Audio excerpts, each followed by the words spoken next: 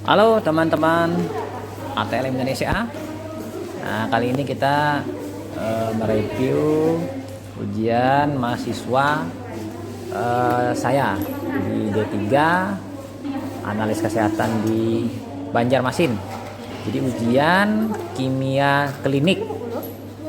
Ujian kimia klinik, kimia darah ya, mengenai pemeriksaan ya seperti biasalah, glukosa, kolesterol, trigliserida, asam urat, AST, ALT, albumin, bilirubin, kalium, natrium, bilirubin total direct ya.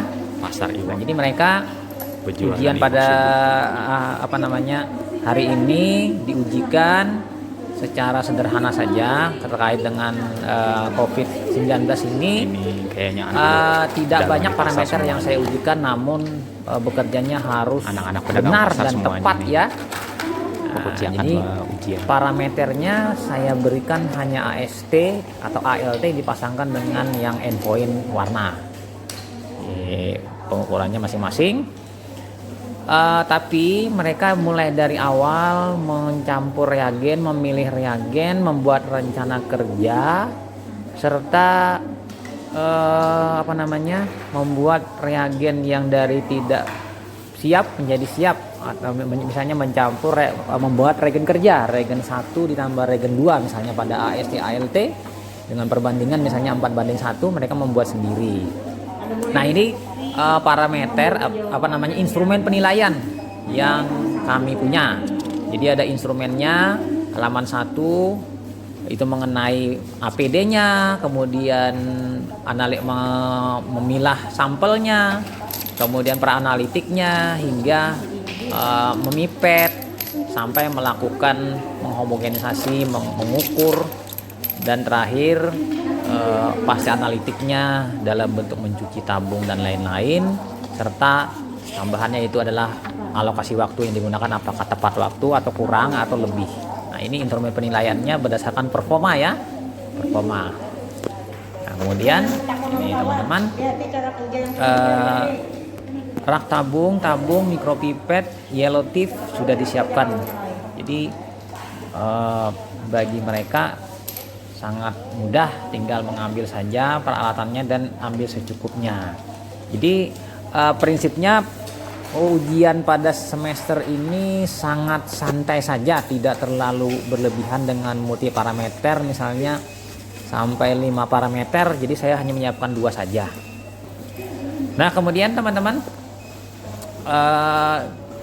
parameter jadi yang kita nilai juga di sini adalah sikap bekerja sesama teman, dengan lagi penggunaan alat, penggunaan mikropipet, kemudian juga yang lain-lainnya termasuk potometer ya, penggunaan potometer, APD.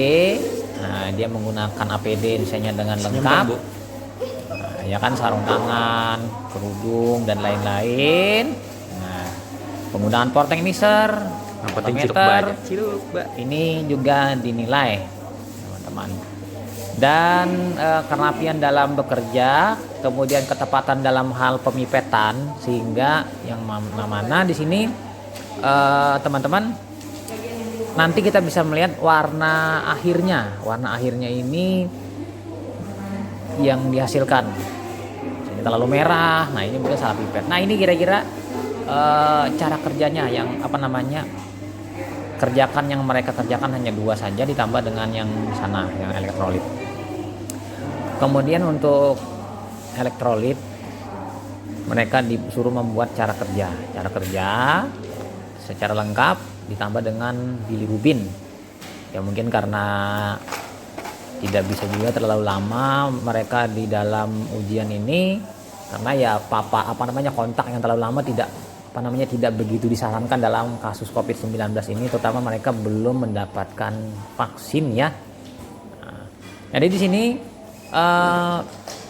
kami ingin mereka ini mendapatkan ilmu seputar kimia klinik, terutama kimia klinik ini kemahiran dalam menggunakan mikropipet, kemudian lagi bisa membaca brosur dengan mudah, dan menghomogenkan spesimen apabila spesimennya itu dalam bentuk dibekukan. Tapi kalau serum yang langsung jadi kan itu lebih tidak perlu dihomogenkan karena memang itu serum yang baru dipisahkan.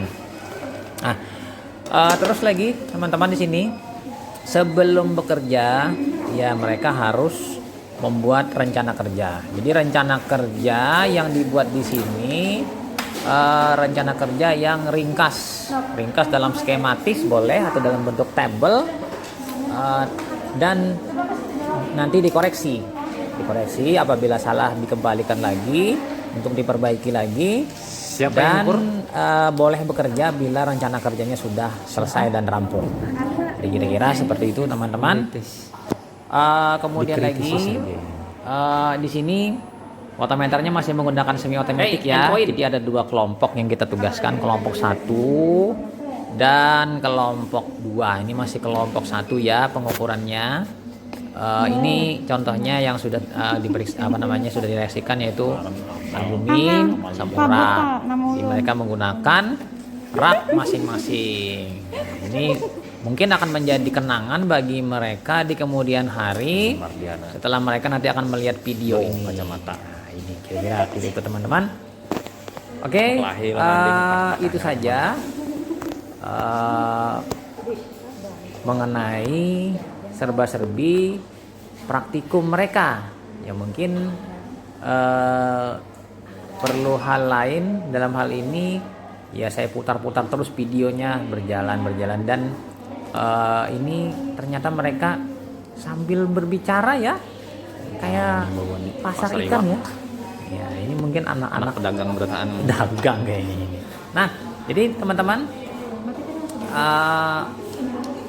lab kimia klinik ini saya upayakan agar lengkap parameter pemeriksaannya supaya mereka bisa bekerja sesuai mirip dengan kondisi yang sebenarnya di lapangan. Jadi perlu hal-hal yang penting setengah resep. Jadi kemudian lagi teman-teman di sini kimia klinik reagensianya itu pengadaannya kadang-kadang kan di beberapa tempat itu agak-agak sulit kan pengadaannya karena terkait expirednya yang pendek untuk reagen kimia klinik. Jadi perlu pengadaan yang kimia klinik yang masa kadaluarsanya yang panjang. Nah, kebetulan karena memang reagen kimia klinik ini ada yang kemasannya kecil, ada kemasannya yang volumenya besar. Jadi lebih baik teman-teman yang sebagai dosen di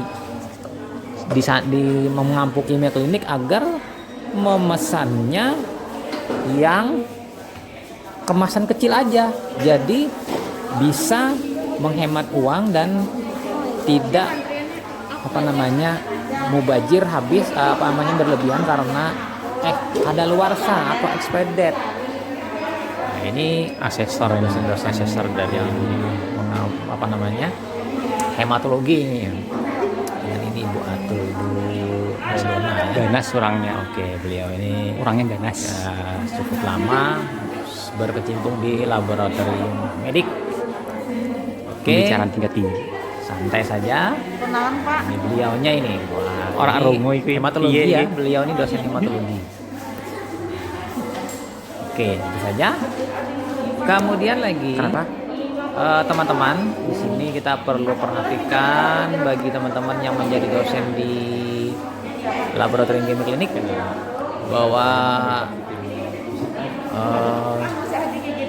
kebersihan laboratorium itu penting dan menjaga keamanan, kemudian menjaga menghindari dari infeksi ya, kewaspadaan universal di laboratorium. Nah ini kebetulan ini kelompok 2 ya, kelompok 2 yang sudah masuk, tadi kelompok 1 sudah selesai, ini kelompok 2. Harapan saya nanti mereka ini bisa menjadi tenaga yang bisa digunakan atau diserapan di lapangan pekerjaan dan handal atau bekerja dengan terampil. Nah ini panjang lebar ya, ngobrol, ngalur ngidul. Ya seperti itulah. Oke saja teman-teman, itu hal-hal yang perlu dianukan. Nah untuk penilaian teman-teman, itu komponennya pertama adalah penggunaan APD itu diperhitungkan, kemudian persiapan kerja, kemudian persiapan alat, sampel dan regensia juga dinilai, kemudian melakukan pengujian sampel, ya kan? Setelah mengaku menguji sampel, macam-macam kan, mulai memipet dan lain, menghubungkan, kemudian potenometer, kemudian kebersihan dan setelah bekerja, itu penting juga, hasil kerja dan laporan, kemudian sikap kerja, dan waktu kegiatan. Jadi ada 21 elemen yang dinilai pada mahasiswa. Jadi nanti dirata-ratakan jumlahnya, skornya, lalu keluarlah nilai secara keseluruhan, total rata-rata. Jadi ada skornya, skor performanya, yaitu ada yang paling tertinggi 8,8 sampai dengan 10 misalnya, kemudian 7,4 sampai 8,7, 6,0 sampai 7,3, dan 0 bila tidak melaksanakan. Ini misalnya indikator performa yang kita nilai dari mereka untuk kimia klinik pada semester ini. Oke saja, itu saja teman-teman. Jadi sudah panjang lebar ya berbicara. Semoga memberi manfaat bagi teman-teman yang menyimaknya. Oke, itu saja. Saya Ahmad Lep pamit. Sampai jumpa di video-video selanjutnya. Bye.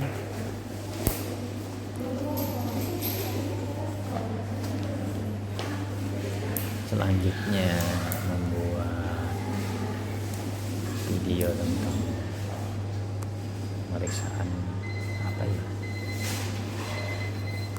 Oke, bagaimana sering